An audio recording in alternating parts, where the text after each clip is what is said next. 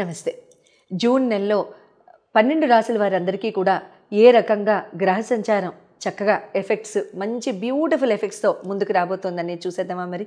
అయితే మే 18న రాహుకేతుల సంచారం గురించి మనం ఇటీవల వీడియోలో చెప్పుకున్నాం. అది కనుక చూడని వాళ్ళు ఎవరైనా ఉంటే కనుక లింక్ ఖచ్చితంగా ఇవ్వబడుతుంది.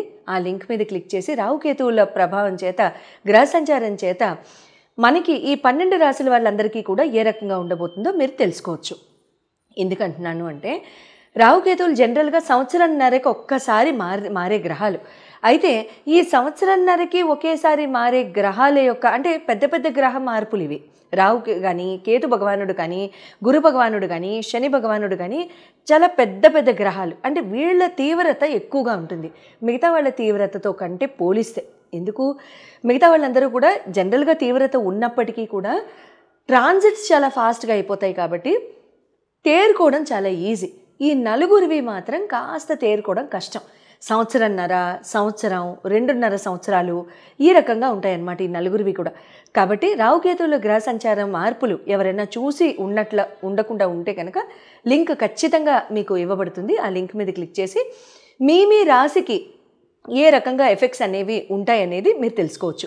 అట్లాగే గురు భగవానుడి యొక్క మార్పులకు కూడా చక్కగా లింక్స్ ఇవ్వబడతాయి. శని భగవానుడి యొక్క మార్పుకు కూడా లింక్స్ ఇవ్వబడతాయి. ఆ 3 లింక్స్ ఇవ్వబడతాయి. వాటి మీద మీరు క్లిక్ చేసుకోండి. అయితే నెల నెల మనం చెప్పుకునే ఈ రాశి ఫలాల యొక్క గ్రహ సంచార మార్పులు జనరల్గా ఈ అన్ని రాశుల్ని అన్ని గ్రహాలని కూడా తీసుకోవాలి కాబట్టి ఈ నలుగురు గురించి స్పెషల్గా చెప్పడం జరుగుతుంది. అయితే ఈ నెలలో 6వ తారీఖు అంటే జూన్ 6వ తారీఖు తర్వాత జూన్ 15వ తారీఖు రవి భగవానుడు, బుధ భగవానుడు, కుజ భగవానుడు, జూన్ 7వ తారీఖు వీళ్ళందరూ కూడా మారుతారు. సో వాళ్ళ మార్పుల రీత్యా ఈ నలుగురు మార్పుల రీత్యా ఏ రకంగా ఉండబోతోంది అనేది మనం చాలా చక్కగా చెప్పేసుకుందామా మరి. కుంభరాశి వారికి జూన్ నెలలో ఏ రకంగా గ్రహాలన్నీ కూడా మంచి బ్యూటిఫుల్ ఎఫెక్ట్స్ ఇస్తాయో మనం తెలుసుకుందామా. కుంభరాశి వారికి మీ రాశాధిపతి వచ్చి శని భగవానుడు. శని భగవానుడు ధనస్థానానికి, కుటుంబ స్థానానికి ఆల్రెడీ మార్చి 30నే మీకు గోచారంలోకి వచ్చారని మనం చెప్పుకున్నాం కదా. గురు భగవానుడు పంచమంలో, శుక్ర భగవానుడు 3వ స్థానంలో, బుధ భగవానుడు చతుర్థంలో, రవి భగవానుడు పంచమంలో, కుజ భగవానుడు సప్తమంలో, రాహు మీ రాశి అందే, కేతు భగవానుడు సప్తమంలో. ఈ గోచారంతో మీకు ఏ రకమైన శుభ ఫలితాలు ఉన్నాయో మనం తెలుసుకుందాం. హెల్త్ పరంగా కనుక చెప్పుకున్నట్లయితే ఫస్ట్ హౌస్ ఇమ్యూనిటీని మనకి సూచిస్తోంది కాబట్టి ఇక్కడ హెల్త్ పరంగా కనుక చెప్పుకున్నట్లయితే మీ రాశ్యాధిపతి 2వ స్థానానికి రావడంతో ఇక్కడ ఏంటంటే కుటుంబ పరంగా మీకు మానసిక ధైర్యం ఎక్కువ అవుతుంది ఈ టైంలో. అంటే గత ఏప్రిల్ 1 నుంచి కనుక చూసుకున్నట్లయితే కుటుంబ పరంగా మీ శక్తి, మీ వృద్ధి మీకు బాగా వృద్ధిలోకి రావడం, మానసిక ధైర్యం ఎక్కువ అవడం, కుటుంబ పరంగా my family is my strength అని సరదాగా మనం ఇటువంటి స్టేట్మెంట్స్ ఇట్లాంటివి చెప్పుకుంటూ ఉంటాం కదా. అటువంటివి మీకు బాగా అంటే అనిపించడం కూడా జరుగుతూ ఉండుండొచ్చు. ఇవన్నీ బాగున్నప్పుడు మానసికంగా ఎప్పుడైతే ఒక మనిషి ఆరోగ్యంగా ఉంటాడో శారీరకంగా ఉన్న రోగాలన్నీ కూడా తొలగిపోతాయి, ఆటోమేటిక్గా తొలగిపోతాయి, మందు కూడా పడక్కర్లా, అంతే కదా. ప్రతిదానికి మానసిక అనారోగ్యమే పునాది. సో కాబట్టి హెల్త్ పరంగా ఇంకా చెప్పుకునేదేం లే. ఎడ్యుకేషన్ పరంగా కనుక చెప్పుకున్నట్లయితే విద్యాబుద్ధులు ప్రేమపూర్వకంగా కనుక చెప్పుకున్నట్లయితే మీకు ఇక్కడ బుధ భగవానుడు అవుతారు కాబట్టి బుధ భగవానుడు కూడా మీకు చతుర్థంలోకి వచ్చి ఉంటారు ఇప్పటికి. అంటే మే 6వ తారీఖు 7వ తారీఖు కల్లా, అంటే ఒక 3 డేస్ మైనస్ వేసుకోండి, ఇంక అప్పటి నుంచి రిజల్ట్స్ మొదలైపోతాయి. మీకు ఇక్కడ ఏమవుతుందంటే మీరు బాగా అంటే ఇక్కడ ఎవరైనా కనుక ఈ హాస్టల్స్లో జాయిన్ అయ్యి ఏదైనా చేసుకుందామా, లేకపోతే ఇంట్లో డే స్కాలర్గా ఉండి చేసుకుందామా, ఇటువంటి ఆలోచనలు ఉండి కాలేజీల్లో చేరే టైం కాబట్టి ఇది ఈ పాయింట్ చెప్తున్నాను. అటువంటి నిర్ణయాలు ఎవరైనా తీసుకుండి ఈ మంత్లో కనుక అడ్మిషన్స్ తీసుకుంటుంటే డే స్కాలర్గానే మీరు వెళ్తారు. ముఖ్యంగా హాస్టల్లో వెళ్ళి చేరి అక్కడ ఉండి చదువుకునే ఆసక్తి అయితే ఉండదు. తల్లి దగ్గర నుంచి వెళ్ళడమే ఎక్కువగా కనబడుతోంది.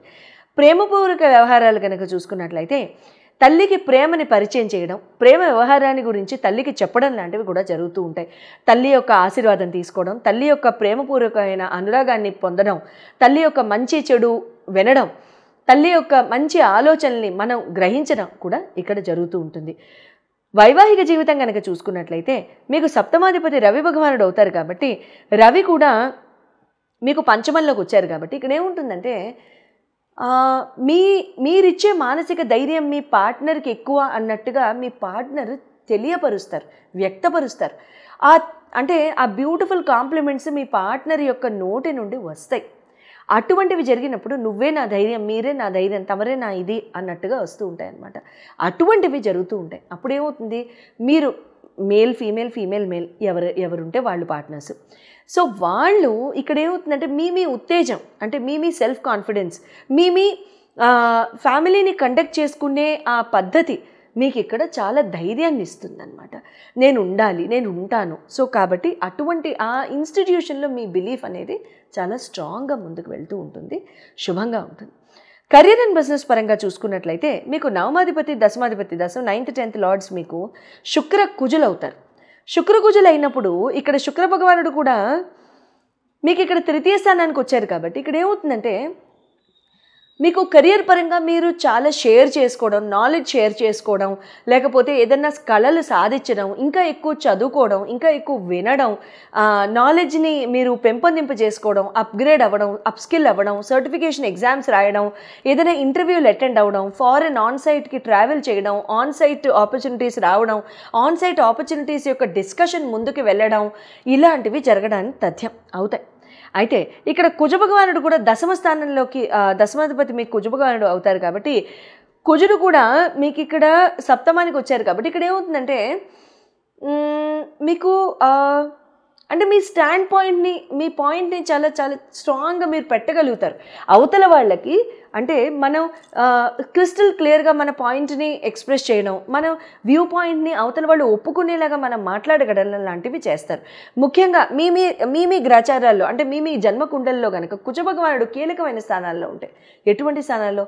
కుజుడు లగ్నంలో ఉండి, లేదా కుజభగవానుడు మంచి బెనిఫిక్ హౌసెస్లో ఉండి, మెలిఫిక్ హౌసెస్లో లేకుండా, రావుతో కలిసి ఉండకుండా, లేదు శని భగవానుడితో కలిసి ఉండకుండా, శని యొక్క చూపు కుజుడి మీద పడకుండా, కుజుడి యొక్క చూపు శని మీద పడకుండా, కుజుడి యొక్క చూపు రావు మీద పడకుండా, రావు యొక్క చూపు కుజుడి మీద పడకుండా కనుక ఉన్నట్లయితే ఇటువంటి పరిస్థితుల్లో ఏమవుతుందంటే మీరు చెప్పేది అవతల వాళ్ళకు కూడా చాలా చక్కగా అర్థం అవుతుంది. మీరు అర్థం చేసుకుని వాళ్ళు కూడా మీ పాయింట్ని యాక్సెప్ట్ చేసి మిమ్మల్ని సిస్టంలోకి తీసుకోవడం లాంటివి జరుగుతూ ఉంటాయి. సో మీ గ్రాచారాన్ని బట్టి కనుక మీకు అటువంటి ప్లాన్స్ ఏమన్నా ఉంటే మీరు కనుక మీ యాజమాన్యంతో కానీ, అడ్మినిస్ట్రేషన్ మేనేజ్మెంట్తో కానీ మాట్లాడాలనుకుంటే మీ గ్రాచార రీత్యా మీకు ఎలా ఉందో చూపించుకోవాలనుకుంటే కనుక విశేషంగా మీరు స్క్రీన్ మీద డిస్ప్లే చేయబడిన నంబర్స్కి కాల్ చేసి అపాయింట్మెంట్ తీసుకోవచ్చు. శుభం భూయాత్.